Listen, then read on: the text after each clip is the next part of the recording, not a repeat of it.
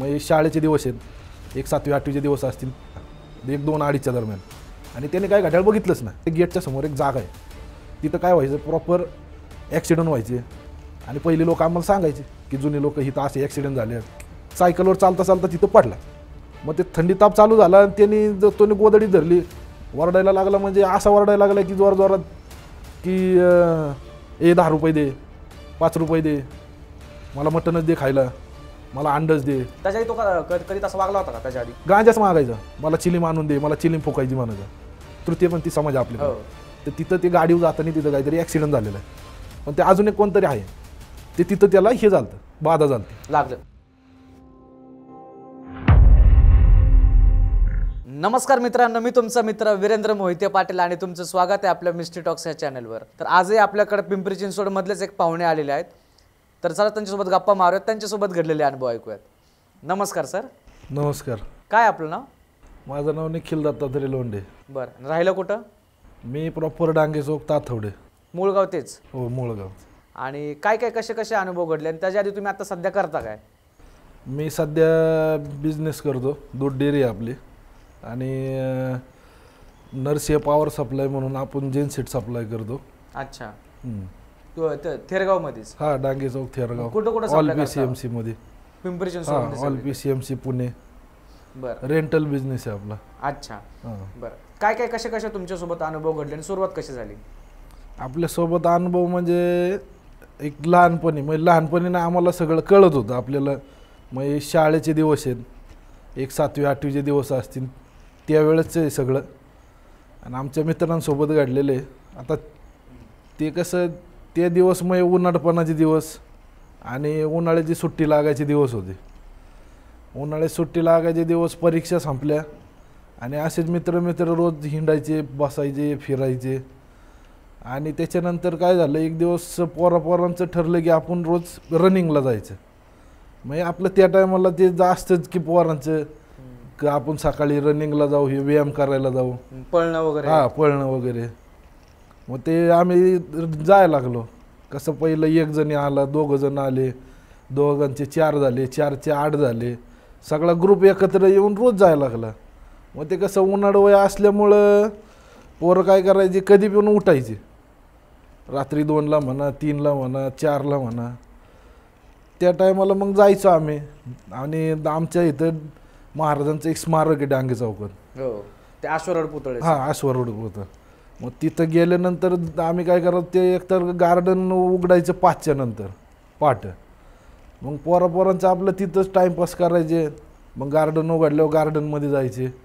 त्याच्यानंतर मग गार्डनमध्ये व्यायाम करायचे, कोण रनिंग करायचं, कोणाला कशाची आवड, कोण दोरी उड्या मार, काय कर, ते करायचं. आणि आम्ही घरी यायचो. एक 8-15 दिवस आमचे त्यात गेले. आणि सुट्टीचे दिवस, शाळा संपले होते, सुट्टीचे दिवस होते, त्याच्यामुळं आमचं निवांत हे व्हायचं. पण असंच एक दिवस काय झालं की असंच पहाटे एक दिवस एक जण लवकर उठला, 1 2 2:30च्या दरम्यान. आणि त्याने काय घड्याळ बघितलंच नाही. घड्याळ बघितलं नाही तर त्याने काय केलं, मला उठवलं, मी उठलो, एकामागे एक आम्ही 8-10 जण उठलो. आणि त्या टायमाला काय झालं, तर आमच्याकडे एक नवीनच सायकली होत्या पोरांकडं. हां, त्यावेळेस सायकली चालवायचं लय येड होतं. सायकली चालवायचं लय येड, कुठं बी जा सायकलवर 2-2 4-4 बसून. मग ते सायकलवर काय झालं, मग ते पोरं म्हणले आपण आज 2-3 सायकल घेऊ. एकाने आदल्या दिवशी नवीन सायकल घेतली होती. मग ते म्हणले आपण काय करू, सायकल घेऊन जाऊ. मग काय केलं, 3 सायकली घेतल्या आणि 5-6 जण चालत होते. मग चालत चालले होते. आणि आम्ही जात असताना तिथं एक, मग आमच्या तिथं आहे ना समोर हे फॉरेस्टची जागा आहे. फॉरेस्टची जागा आहे ना, पहिले जुने रोड होते, छोटे रोड होते, सिंगल रोड. तर असे खड्डे बिड्डे पडलेले असायचे रोडला. त्या टायमाला काय एवढं डेव्हलप नव्हतं. मग ते डेव्हलप नसल्यामुळं आम्ही चाललो होतो. गेलो, एक दिवस गेला आमचा त्याच्यामध्ये. गेलो, कोण सायकलवर फिरलं, एक दिवस हे केलं, पोरं आपली व्यायाम करायची, खेळायची, मजा मस्ती. आणि घरी यायचं. 2-3 दिवस आमचे तसेच त्याच रुटीनमध्ये गेले. आणि एक दिवस काय झालं, आणि आमच्या तिथं ती जी जागा आहे, फॉरेस्टचं एक गेट आहे आणि त्या गेटच्या समोर एक जागा आहे. तिथं काय व्हायचं, प्रॉपर ॲक्सिडेंट व्हायचे. आणि पहिली लोक आम्हाला सांगायचे की जुने लोक हिथं असे ॲक्सिडेंट झाले आहेत, हिथं असं हे राहते म्हणून, हिथं हे. आणि त्या टायमाला तिथं ॲक्सिडेंट झाले असल्यामुळे तिथं ती जागा थोडी खराब आहे, भुताटकी म्हणता येईल, ती जागा खराब आहे. आणि काय झालं, आम्ही एक दिवस पहाटे लवकर 1-2-2:30च्या दरम्यान तिथून निघालो. सगळी पोरं येस्तवर काहीतरी 2:45 झालते. आणि काही जण सायकलवर, काही जण आपले चालत, एक 8-10 जण होतो. 8-10 जण असल्याने मग आम्ही काय केलं, गेलो आणि त्या गेट समोर एक जण असं सायकलवर चालता चालता तिथं पडला. आता पडला, तिथून तो उठला, तिथं काय नाही, कोणाला काहीच नाही, काय प्रॉब्लेम नाही, काय नाही. मग आम्ही चौकात आलो महाराजांच्या पुतळ्यापाशी. मग तिथं आल्यानंतर पोरं टाइमपास करायला लागली, असं तसं, ह्याचं इकडचं तिकडचं, आपलं मजा मस्ती, गप्पा. मग गप्पा चालू झाले पोरांच्या. आणि त्याच्यामध्ये पोरांची हे लागली, पैंज लागली की डांगे चौकातून आपलं चिंचवड गावचं चापेकरांचं स्मारक होतं गावातलं. हा, गावातलं पहिलं ते मेन चौकात होतं. तर तिथपर्यंत पळत जायचं आणि परत रिटर्न महाराजांच्या पुतळ्यापर्यंत पळत यायचं. जवळजवळ काहीतरी 2-2.5-3 किलोमीटरचं अंतर येते. गोल फिरूनच ना? हा, गोल फिरून, मधून नाही, प्रॉपर जायचं, प्रॉपर गोल फिरायचं आणि परत रिटर्न यायचं. वन साईड काहीतरी 2-2.5 किलोमीटर, जवळजवळ 5-6 किलोमीटर वरचं ते. तर त्या टायमाला काय झालं, पोरांचे लागले, 14 जण तयार झाले. मग काय म्हणले बाकीचे की तुम्ही पळा, तुमची शर्यत लागन, बाकीचे आम्ही 2-3 जण तुमच्याबरोबर सायकलवर येतो. आता जो पडला होता तो मेन म्हणजे पुढारीपणा घेतला त्यांनी तिथं की मी आपल्याला शर्यत लावायची म्हणून. तोच बोलला की आपल्याला शर्यत लावायची म्हणून, की आपल्याला फिरून यायचे, पळत यायचे आणि परत रिटर्न यायचे. तर असे 14 जण तयार झाले आणि त्यांची सुरुवात झाली रेसची. मी पण त्याच्यासोबत, मी स्वतः सायकलवर होतो त्याच्यासोबत. गेलो आम्ही, सुरुवात झाली. एक जण 500 मीटरमध्ये हे झाला की 500 मीटर पळाला असं, तो म्हणला आपली कॅपॅसिटी संपली. त्याच्यानंतर दुसरा गेला 1-2-2.5 किलोमीटर, 1-1.5 किलोमीटर पळाला असेल, 1 ते 1.5 किलोमीटर. तो पण म्हणला माझी कॅपॅसिटी संपली. त्याच्याबरोबर अजून एक जण पळत होता. ते 2 जण स्मारकापाशी गेले, चिंचवड गावात गेले. एक जण तिथं राऊंड मारला, तो म्हणला माझी पण कॅपॅसिटी संपली आता, म्हणला मी काही रिटर्न जाऊ शकत नाही. मग त्यांना बरोबर ते ज्याच्याबरोबर सायकल, प्रत्येकाबरोबर 1-1 सायकल होती. मग ते सायकलवर बसून रिटर्न आले.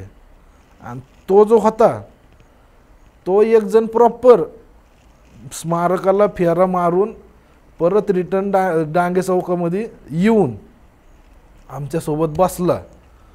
काही नाही तेव्हा, येऊन बसला, व्यायाम केला, गार्डनमध्ये टाईमपास केला. गार्डन 5 वाजता उघडलं, आम्ही जाऊन येस्तोवर गार्डन उघडलं होतं. आणि काही पोरं गार्डनमध्ये खेळत होती, सकाळची व्यायाम करत होती. आणि तिथं भरपूर माणसं येतात, आपली प्रौढ माणसं यायची, कोणाला व्यायाम करायचा, काय करायचं, आपलं सकाळी हे करायला, शतपावली, हा, चालायला. मग ती यायची तिथं. मग सगळे, आणि ते आमचं रोजचं रुटीन झाल्यामुळं ते वॉचमन पण आमचे तिथले ओळखीचे होते. मग ते आला, आम्ही तिथं हे झालं, टाईमपास झाला. तवर काहीच नाही, कोणाला काही नाही. तिथून आम्ही घरी आलो. मस्तपैकी दिवसभर आमच्यासोबतच फिरला तो. दिवसभर फिरला बिरला, खेळायचा, पवायला पण गेलतो. त्या दिवशी पवायला गेलो. आणि उन्हाळ्याचे दिवस, नदीला पवायला गेलो, पोहून आलो. सगळं पार 5-6 वाजेपर्यंत आमच्यासोबत खेळला.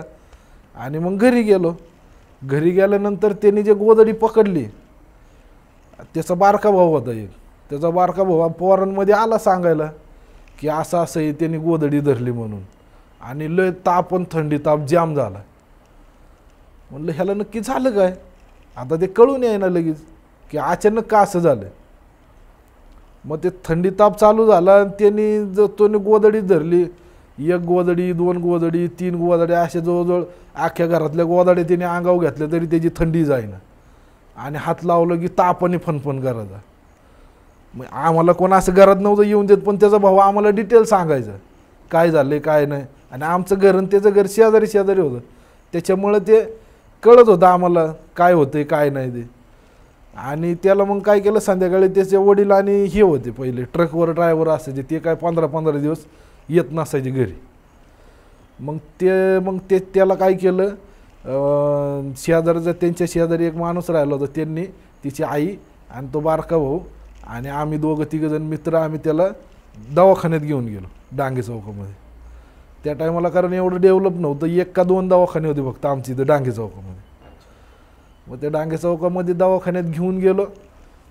डॉक्टर म्हणले काय नाही, नॉर्मल थंडी ताप भरलाय म्हणले त्याला कुठंतरी, नाही तर दुपारी पोवायला गेले होते म्हणले, तिथं काहीतरी त्याने नाकाबिकात पाणी गेल्यावर झालं असेल म्हणून मग घरी आणलं. घरी आणल्यावर थोडं गोळ्या बिळ्या इंजेक्शन घेतल्यावर थोडं नॉर्मल झाला. आणि नॉर्मल झाल्यावर अचानक रात्री 12 नंतर तो वरडायलाच लागला. वरडायला लागला म्हणजे असा वरडायला लागला की जोर जोरात की 10 रुपये दे, 5 रुपये दे, मला मटनच दे खायला, मला अंडच दे. त्याच्या आधी तो कधी तसा वागला होता का त्याच्या आधी? नाही कधीच नाही. आम्ही लहानपणापासूनचे मित्र. मला अंडच दे, परत म्हणायचं मला गांजाच दे. बापरे. गांजाच मागायचा, मला चिलीम आणून दे, मला चिलीम फुकायची म्हणायचा, नाही तर म्हणायचा बिड्या आणून दे. आणि रात्री मोठ्याने वरडायला लागला. आणि त्याची आई घाबरली आणि शेजारीच राहिलं होते. मग त्याची आई उठवायला आली रात्री बोलवायला. आणि आम्हाला पहिल्यापासून सवय, आमच्या घरी दुधाचा धंदा असल्यामुळं कधी रात्री लवकर झोपत नाही, आपलं इकडं तिकडं कामं चालूच राहते. डेअरीचा व्यवसाय आहे. हा, कॅन्ड बिंड धुवून आमचं जेवण उशिरा असायचं, 11, 11:30, 12 वाजेपर्यंत आरामशीर जाग, अजून पण जागच असत. पण ते मग बोलवायला आली की असं असं करतोय म्हणून. बोलवायला त्या टायमाला आमची आजी होती, आजोबा होते, पण ते आजी आजोबा लवकर झोपायचे कारण वय झालं होतं. जवळजवळ आजोबाचं वय ते 80च्या पुढं होते. मग ते हे झालं आणि त्याने त्याची घरचे बोलवायला आले. त्याची बहीण होती एक, त्याची बहीण बोलवायला आली की काकू असं असं करतोय, तो काय केलं यांनी बघा म्हणून. मग आजी उठली, गेलो. आम्हाला काही एवढं कोण जवळ येऊन देत नव्हतं. त्याचा भाऊ असा बारीक होता, त्याच्यामुळे तो असं सगळ्या माणसाच्या मधून आतमध्ये घुसायचं, ते बघायचं आणि सगळं सांगायचं की दादा असं असं झालंय, असं असं करतोय. आणि जवळचे संबंध असल्यामुळं ते कळायचे लगेच. आणि त्याच्यानंतर काय झालं की तो वरडायला लागला. मग त्या आजीने बघितलं. आजी म्हणली ह्याला दवाखान्यात नेऊ नका, दवाखान्याचं काय नाही म्हणले, हे बाहेरचं आहे. बाहेरचं आहे म्हणल्यानंतर तात्पुरतं आजीने काहीतरी सांगितलं होतं उतारा करून टाकायला. पण तात्पुरतं केल्यानंतर तो शांत झाला तेवढ्यापुरतं. रात्री झोपला. या 1 रात्रीपुरता तो झोपला. तर झोपला, काय विषय नाही, सगळं शांत झालं. दुसऱ्या दिवशी सकाळी एकदम नॉर्मल आमच्यासोबत खेळायला 10-11 वाजता आमच्यासोबत आट्यापट्ट्या खेळल्या. आम्ही त्या टायमाला आट्यापट्ट्या, भोवरे, गोट्या खेळलंय, बॅट बॉल, आट्यापट्ट्या खेळायचो. आट्यापट्ट्या खेळलो, सगळं दिवसभर खेळलो, मजा मस्ती. आणि संध्याकाळी परत तापला तो असा तापला की त्याला हातपायच हलवता येईना. इतका बेकार की तो म्हणजे हलनच, जाग त्याला असं गोदडीत घेऊन नुसतं झोपायचं आणि म्हणायचं मला गांजाच दे. हेच वाक्य म्हणा, परत तेच की मला गांजाच दे, मला असंच कर, मला तसंच कर. संध्याकाळी तरी कुठल्या टायमिंगला बोलायचा तो 10, 10:30, 11 वाजले ना, जेवण झोपायचं टाइम झालं ना की माणूस, दुसरी माणसं जेवाय बसली की. आणि काय बारीक रूम होती, एवढी सिंगल रूम असायची, भाड्याने होता आपल्या इथं. ते सिंगल रूम असायची आपलं. त्याचे आई वडील, आई जेवायला बसली, बहीण की हा काय करायचा, लवकर जेवायचं, बाहेर पोरांबरोबर जायचे म्हणून आपलं लवकर जेवायचं आणि बाहेर निघायचं. मग तो झोपला होता आणि तो मध्येच वरडायचा. 11च्या नंतर कधी पण वरडायचा, टाईम हा नव्हताच. 2-3 दिवस तसेच गेले, सेम करायचा. आणि त्याच्यानंतर मग आमच्या इथं एक तर गावामध्ये हे ते बघत म्हणतात ना आपण त्यांना, ते की सांगतात काय करायचे काय नाही. ते त्यांच्याकडे न्यायला लावलं आमच्या आजीने की तुम्ही त्याच्याकडे घेऊन जा, काय ते तू सांगन आणि ते जेवढं सांगन तेवढं करा आणि हे करा म्हणून. म्हणजे त्याला 2 दिवस कंटिन्यू त्रास झाला संध्याकाळी ना? 2-3 दिवस, 3 दिवस कंटिन्यू. 1 दिवस दवाखान्यात न्याला, 1 दिवस आजीने केलं, हा, आणि 1 दिवस तिकडे न्याला. 1 दिवस त्रास झाला, तिसऱ्या दिवशी मग तिकडे न्याला. मग त्याला सकाळचा नेला, रात्री नॉर्मल हे केलं त्यांनी, सकाळी नेला. सकाळी नेला तर तिथं तो म्हणला की असं असं, मग ती जी जागा होती मी तुम्हाला पहिली सांगितलं की तिथं आहे ना ॲक्सिडेंट व्हायचे. तिथं एक तृतीयपंथी म्हणून आपलं हे तृतीयपंथी समाज आहे आपल्याकडे, तर तिथं ते गाडीवर जाताना तिथं काहीतरी ॲक्सिडेंट झालेला आहे आणि ते तिथं एक्सपायर झालेले. अच्छा. मग ते एक्सपायर झालेलं असल्यामुळं आणि तिथं अजून एक कोणतरी आहे, पण त्या टायमाला आम्हाला काही एवढं सांगितलं नाही डिटेल, पण ते अजून एक कोणतरी आहे ते तिथं त्याला हे झालं, बाधा झालती, लागलं. हां लागलं. मग त्यांनी सांगितलं, पण त्यांनी काय उतारा करायला सांगितलं, पण त्यांनी पण उतारा अर्धा सांगितलं. उतारा अर्धा सांगितल्यामुळं हे झालं की ते 1-2 दिवस फक्त त्याला फरक पडला त्याचा, की असं असं मग नॉर्मल झाला थोडा 2 दिवस, आणि रात्रीचा वरडायचा बंद झाला. सगळ्यांना वाटलं गेलं काय प्रॉब्लेम नाही. आणि त्याच्यानंतर 2-3 दिवस, तिसऱ्या दिवशी तो तसंच करायला लागला परत, की मला गांजाच दे, मला सिगरेट बिडीचं आणून दे, रात्रीचं बिडीचं आणून दे. आणि तिसरं त्या टायमाला जवळजवळ 5व्या-6व्या दिवशी आहे ना, तो संध्याकाळी 6 नंतरच वरडायला लागला. लवकरच वरडायला लागला. मग ते लवकर वरडायला लागल्यामुळं घाबरले सगळे, आणि हिंडायचा फिरायचा टाईम आमचं संध्याकाळी आपलं इकडं तिकडं बसायचं उठायचं. घाबरला, आम्हाला पण भीती वाटायला लागली की हे असं करून बी परत तसंच करायला लागलाय. आणि एवढं डेंजर करायचं की ते पार ते चेहऱ्यावर हावभावच आणायचा तो, की असं कर तसं कर म्हणून. ते कसे त्यांच्या ते टाळ्या वाजवतात, प्रॉपर टाळ्या वाजवायचा, म्हणजे ते हळूहळू जास्त होत जास्त होत चाललं. ते मुरत चाललं आतमध्ये, आणि ते स्ट्रॉंग होतं. ते मुरत चाललं एवढं की ते एवढं डेंजर झालं. त्याच्यानंतर अजून पण एकाने, मग त्यांचे तिथं कोणतरी माणूस होतं, त्यांनी त्याच्या आईला सांगितलं की कोणतरी असं असं आहे म्हणून, आपण त्याच्याकडे जाऊ म्हणून. 2 दिवस त्याच्यात गेल्यानंतर म्हणले आपण त्याच्याकडे जाऊ, काय फरक पडतो का बघू म्हणले. आता ते फरक पडतो का बघू म्हणल्यानंतर मग त्यांनी त्यांचं परस्पर घेऊन गेले. ते काय आम्हाला सांगितलं नाही की कुठं गेले काय गेले, पण त्यांनी उतारा केला होता की काय ते त्यांनी काहीतरी हे केलं होतं, एवढं डिटेल नाही सांगता यायची, पण त्यांनी काहीतरी उतारा केला त्या टाइम, घास वगैरे उतरून टाकला. हां, घास बीस उतरून टाकला. मग ते घास उतरून टाकल्यानंतर त्यांनी ते झालं, पण ते पण एवढं सक्सेस नाही झालं. त्याला ते हेच नाही झालं, फरकच नाही पडला. तो तसंच करायचा रात्रीचं. नंतर लवकर करायला लागला, एक 5-6 वाजता अंधार पडायचा टाईम झाला का मग. आणि नंतर तर काय म्हणायला लागला, मला दारूच प्यायची, मला दिशी आणून दे, मला हातभट्टीचं आणून दे, असंच म्हणायला लागला.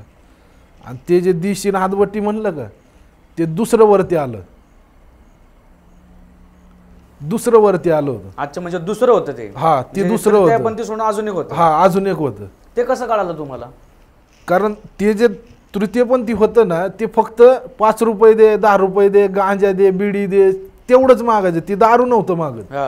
पण तो दुसरा होता ना, तो प्रॉपर बेवडा होता. तिथं तो कंटिन्यू नशेमध्ये असायचा, तिथं दडकून मिळाला होता तो. अच्छा. तो नंतर तीच कळालं आम्हाला की तो तिथं प्रॉपर तो धडकून मिळालेला आहे म्हणून, की तो बेवडा होता, कोणतरी गाडी खाली गेलता, की तो कंटिन्यू फक्त दारू प्यायचा म्हणून तो. आणि प्यायचं ते प्यायचं ती दिशी हातभट्टी हीच. मग तो ते मागायला लागला. मग म्हणलं हे प्रकरण काहीतरी मोठं आहे.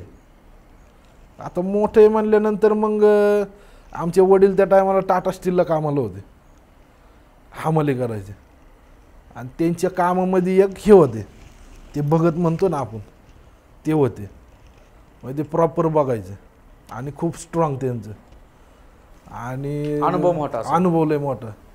म्हणजे एजेड होते थोडे, अनुभवलं होता त्यांना. मग त्यांना घरी बोलवलं होतं. ते म्हणले मला काही इथं करता नाही येणार, आपल्याला माझ्या घरी जावं लागेल. मग ते प्रॉपर त्यांच्या घरी गेले होते. मग प्रॉपर त्यांच्या घरी गेल्यानंतर मग, आणि ते माझे वडील पण होते त्यांच्यासोबत गेले. मग त्यांनी ते उतारा करायला लावला, दही भात, अंड, चिलीम, परत ते जे दुसरं होतं त्यांनी जे मागितलं होतं दारू, हातभट्टी, ते सगळं प्रॉपर त्यांनी उतारा केला. आणि त्यांनी तो उतरून टाकला 7 वेळा. कारण त्यांच्या घरात कोणी एजड नव्हतं म्हणून आमच्या आजीने ते केलं, उतारत बनवलं आणि ते उतरून टाकलं. त्याच्यानंतर तो 1-2 दिवस आजारी होता, त्याच्यानंतर तो एकदम नॉर्मल झाला. पण ते 8-10 दिवस एवढं बेकार गेलं, आम्ही पण एवढं घाबरलो होतो ना की बस रे बस. आणि कधी आपल्याला अनुभवच नाही तसले. आणि 7वी-8वीचं वय म्हणल्यानंतर एवढं काय त्याच्यामध्ये हेच नाही ना. बरोबर. कारण पहिल्यांदाच अनुभव ते. जे दुसरं होतं जे तुम्ही म्हटलं की दारू वगैरे प्यायचं, ते कळलं का एक्झॅक्टली कोण होतं का? जसं तृतीयपंथीचं कळलं तसं त्याच्याबद्दल काय कळलं का? तो माणूस आहे ना आमच्यामध्ये एक रघुनंदनपासून थोड्या अंतरावर आतमध्ये एक हे गल्ली तर तिथं राहिला होता पहिला. अच्छा. ते आम्हाला आमच्या आजोबाला नंतर आम्ही विचारलं, आजोबांनी सांगितलं होतं की तो तिथं राहिला होता. आणि तो असा पिऊन घरी येत असताना त्याला पाठीमागून ट्रकने उडवलं. अच्छा. तर त्या टायमाला आमच्याकडे वीटभट्ट्या जास्त असायच्या. मग त्या वीटभट्ट्याच्या गाडीवाल्याला अंधारात तो दिसलाच नाही संध्याकाळचा, तर तिथं उडवला गेला त्या स्पॉटला. मग तो त्या स्पॉटला ऑन द स्पॉट गेलता. त्या टायमाला काही एवढं कोण बबल करणार आहे, कोण नाही, काय नाही, आधार नाही, सोशल मीडिया नाही, काय नाही. त्याच्यामुळं ते हे झालं आणि ते जागेवर हे झालं. ते तेव्हा ते कळालं की तो माणूस होता तो. अच्छा. मग त्याच्यानंतर काय त्याला त्रास वगैरे झाला का तुमच्या मित्राला? नाही, त्याच्यानंतर नाही त्रास. तो नंतर 2 दिवस थोडा ताप उतरस्तवर थोडा टाइम जातो माणसाला, थोडा थंडी ताप जास्तवर परत एकदा दवाखान्यात नेलता त्याच्या घरच्यांनी. मग तो नंतर नॉर्मल झाला. आणि ह्या सगळ्या गोष्टींमध्ये तुम्ही मित्र त्यासोबतच होते, तर तुम्हाला काय त्रास झाला का त्याच्या व्यतिरिक्त अजून काय? नाही, मित्रांना कोणालाच काय त्रास नाही, अजिबात एकट्याला त्रास. का तर तो फक्त सायकलवरून तिथं मस्तीमध्ये पडला होता. मस्ती करत चालले होते ना, मस्तीमध्ये पडला होता. आणि त्याच्या कायम तोंडात एक वाक्य असायचं, हे भूतभीत काय नसते रे. कोणी पोरांना भीती घालायचं म्हणलं ना की बाकीचे पोरं भीती घालायचे, तसं त्याच्यात हे भूतभीत काय नसते रे, चला काय नाही होत. फुल डेअरिंग वाज पोरगा. चॅलेंज केलं तिथे गेल्यावर, चॅलेंज केलं, काय नसते तरी चला म्हणायचं मी आहे. आणि फुल डेअरिंग वाज पोरग, अजून पण डेअरिंग वाजच आहे. तो एकटाच फिरतो, रोज 200 किलोमीटर फिरतो. म्हणजे एवढं होऊन सुद्धा पण अजून म्हणजे तो तसाच आहे का? तसाच आहे अजून पण डेअरिंगने. आता वर्लपूल कंपनीत मॅनेजर आहे तो. ते हे जे करतात ना आपले फ्रीज एसी रिपेअरिंग करणारे जे पोरं आपल्या घरी येतात त्यांचे कॉल अटेंड करून ज्याच्या त्याच्या घरी पोरं पाठवायची कंपनीकडनं. ते त्यांनी ते डिस्ट्रीब्युटर घेतलेलं आहे त्यांनी ते.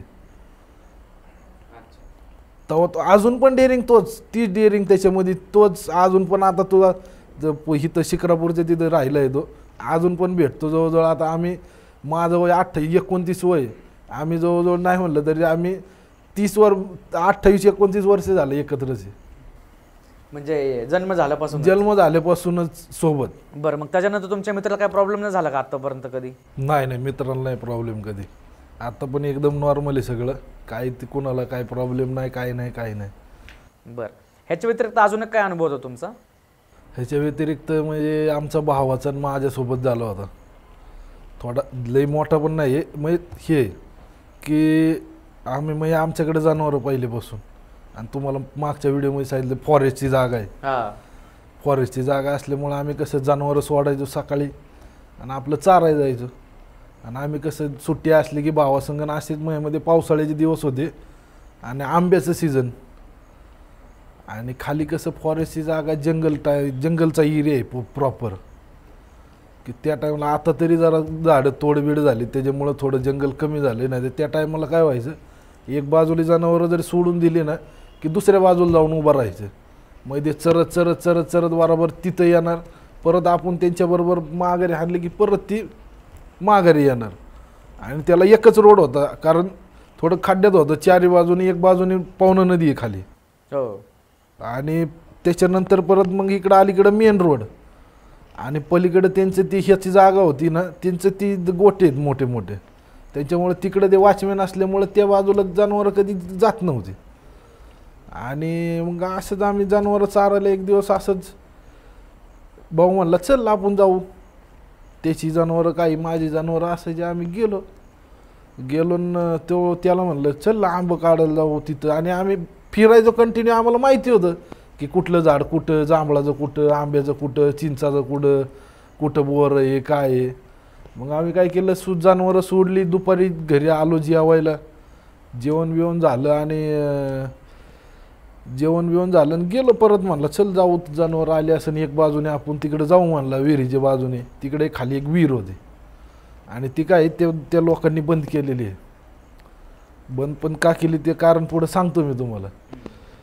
पण ते पण तो म्हणला चल विहिरीच्या बाजूने जाऊ म्हणला, जनावरं येतीलच म्हणला आता तिकडून, टाईम झालाय म्हणला, 2-2:30 वाजलेत दुपारचे, आणि जेवून जाऊ म्हणलं. आपण जेवून गेलो आम्ही खाली 2 जण, आणि तवर जनावरं समोरून येतच होती, मोकळ्या पटांगणातून दिसत होती आम्हाला ते याच्यातून की चरत्यात म्हणून असे बांधावरती.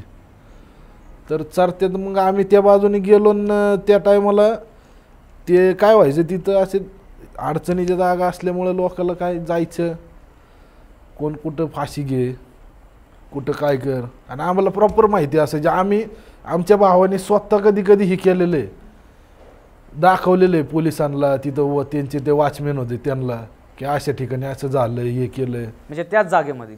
त्याच जागेमध्ये. ती जागा काय थोडी नाही, 100-125 एकर आहे. ती जागा आम्हाला तोंडपड झाली, कारण आम्ही कंटिन्यू तिथं वर्षभर ती जनावरं चारायला फिरायचो, आम्हाला माहीत होतं. आणि मग भाऊ म्हणला चल जाऊ आपण खाली आंब्याचं झाड आहे म्हणला, आंबं काढू म्हणला आज, कारण रोज जायचो रोज यायचो आणि पाड लागला होता. तो म्हणला चल आज आंबं काढू म्हणला, दिवसा झालेली घटना, आंबं काढू म्हणलं. चल म्हणलं चल जाऊ. जनावर एक बाजूने हाणली परत आणि गेलो आम्ही आंब्याकडं. चल म्हणलं जाऊन, ते झाड प्रॉपर आहे विहिरीपाशी, आणि त्या विहिरीत लय जणांनी जीव दिलेला आहे. अच्छा. त्याच्यामुळे त्यांनी ती नंतर बंद केली विहीर. आम्ही मग त्याच टायमाला आम्ही गेलो, त्याच टायमाला ती जाळी बिळी मारून त्यांनी प्रॉपर बंद केलेली आहे. पण ते जाळीतून पाणी बिणी दिसायचं. आणि तेच एक आंब्याचं झाड आहे, त्याच्या शेजारी एक जांभळाचं झाड आहे, आणि अजून कशाचं एक तरी झाड होतं, कऊट म्हणतात बघा आपण त्याला, कऊट. महाशिवरात्रीच्या टायमाला येतं ते, हा गुळ टाकून प्रसाद होतो, त्याचं एक झाड होतं. मग भाऊ म्हणला झाडावचं चढू म्हणला, 2 बिन जाऊ म्हणलं. म्हणलं नाही बाबा आपण नाही येणार म्हणलं, झाडाव तुझं तू जा म्हणलं. आणि त्या झाडाला पण कोणीतरी हे केलेलं होतं, फाशी घेतलेली तिथं. आणि तिथं ते झालं आणि गेला भाऊ झाडावरती, त्यांनी काढले काही माझ्याकडे दिले. मी आपलं पिशव्या आमच्या सोबतच असायच्या, पाण्याची बाटली बिटली पाणी प्यायला म्हणून आपलं पिशवी भरली. चल म्हणलं बा झालं ये खाली, कशाला म्हणलं आता 3 वाजत आलेच म्हणलं, आपलं घराकडे निघायचा टाईम झालाय.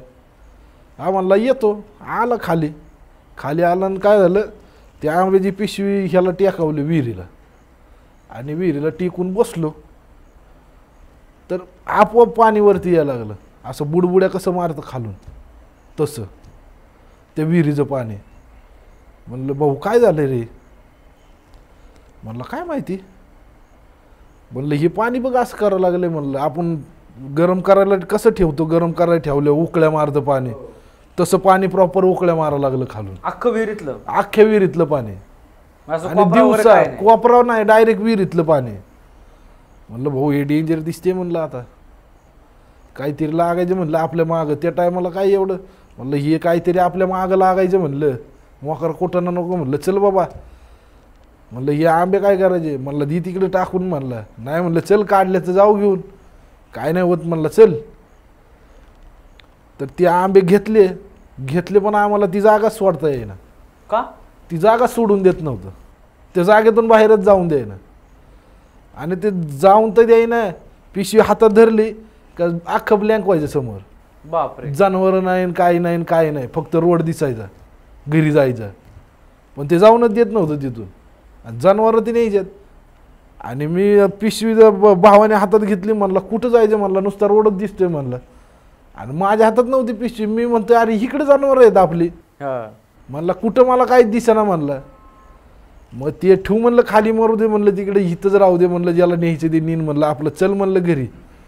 म्हणलं हे नसता कुठं ना आपल्या मागं नको म्हणलं, एक तर आपल्याला रोज यायला लागतं इकडं म्हणलं. ती पिशवी तिथं ठेवली, ती जनावरं घेऊन जर माघारी आलो घरी, परत तिकडे गेलोच नाही, अजूनपर्यंत गेलो नाही. त्याच्यानंतर 10 वर्ष झाले असते ना, अजूनपर्यंत गेलो नाही. मग कळलं का काय झालं एक्झॅक्टली विषय तो? तिथं प्रॉपर त्या विहिरीमध्ये बऱ्याच जणांनी जीव दिलेले आहेत, आणि त्या झाडावर पण फाशी घेतलेली आहे. मग त्याचा आंब्यांचा काय संबंध? मग ते आता काय असेल त्यांचे संबंध एवढं हे, पण ते आंबे नेऊन नाही दिले. आणि ते नंतर आम्ही ते वॉचमॅनला पण एकाला विचारलं होतं की असं असं काय म्हणून, कारण ते आमच्या तिथं कॉलनी आहेत पलीकडे, ते तिथंच राहिले आहेत ती सगळे कामगार त्यांचे, ते फॉरेस्टवाल्यांचे. मग ते म्हणले हे आंबे काढले पण निघून देई ना म्हणलं असं असं. तर तो म्हणला ती बाहेरच निघून देत नाही म्हणला कोणाला तिथून. बापरे, बाहेरच निघून देत नाही. असं नॉर्मली गेलं आलं तर येतं माणूस. हा नॉर्मली तुम्ही आंबा काढा, त्याचं जांभूळ काढा, नाही तर कौट काढा, खिशात घातलं की माणूस ब्लँकच होणार. बापरे, ब्लँकच होणार माणूस. कळणारच नाही माणसाला कुठं कुठं जायचे. आपल्याला रस्ता दिसतोय तिथून पायच निघत नाही अजून पण. ते आता त्यांनी बंद केलंय सगळं, त्यांनी पत्रे बित्रे लावून. म्हणजे काय विहीर का पूर्ण एरियाच? तो एरियाच फॉरेस्टचा एरियाच त्यांनी बंद केलाय. फक्त ते आता त्यांनी ते गोवर्धनवाल्यांनी काहीतरी घेतले, तिथं दुधाचा प्लॅन्ट चालू केलाय, नाहीतर बाकी तो एरियाच बंद केलाय सगळा. भावाला काय त्रास वगैरे झाला का त्याच्यानंतर? नाही नाही, भावाला नाही, मला बी नाही. ते आंबेच नाही ना घेऊन दिले तिथून, त्याच्यामुळे ते त्रास नाही झाला कुणाला. आंबे घरी घेऊन गेले असं काय ना काय 100% झालं. काहीतरी लय मोठ्या कुठानं झाला असतं काहीतरी, कारण ते एक माग लागणार नसतं, तिथं लई आहे, तिथं लई आहे. त्याच्यामुळं ते म्हणलं भाऊ हे आंबे इथंच ठेवू, आपल्याला एकतर आपलं आयुष्य जायचे इथं, आपल्याला जनावरं चारायची आहेत, कशाला उगं म्हणलं नसता कुठं ना आपल्या मागं लागायचं. आपलं म्हणलं ठेवू इथंच, चला आपण जाऊ. आणि आंबं ठेवलं मग म्हणते हो इथं म्हशी आहेत म्हणून. म्हणजे दिसल्या ती जशी पिशवी ठेवली ना त्या विहिरीला खिटून, सगळं म्हशी दिसल्या, सगळं दिसतेत, गाय चरती, बैल चरतेत. आणि ती पिशवी हातात घेतली की म्हणायचं काहीच दिसत नाही म्हणायचं, एवढं डेंजर. तर हे होते सगळे तुमचे अनुभव. हां, तर मित्रांनो, हे होते निखिल सरांचे अनुभव, आणि दोन्ही अनुभव खूप भयंकर होते. आणि ते राहिले चिंचवडमध्येच आहेत. जर चिंचवडून जर कोणी हे आपल्या पॉडकास्ट बघत असेल तर नक्की त्यांनी कमेंटमध्ये सांगा. आणि तेही आपल्याला गुगल फॉर्मच्या मार्फतच आलेले आहेत. तर आपण गुगल फॉर्मची लिंक डिस्क्रिप्शनमध्ये दिलेली आहे, गुगल फॉर्मची लिंक भरा आणि आम्हाला तुम्ही इथं जॉईन होऊ शकता. तर चला आता आज इकडंच थांबूयात. धन्यवाद. जय हिंद, जय महाराष्ट्र.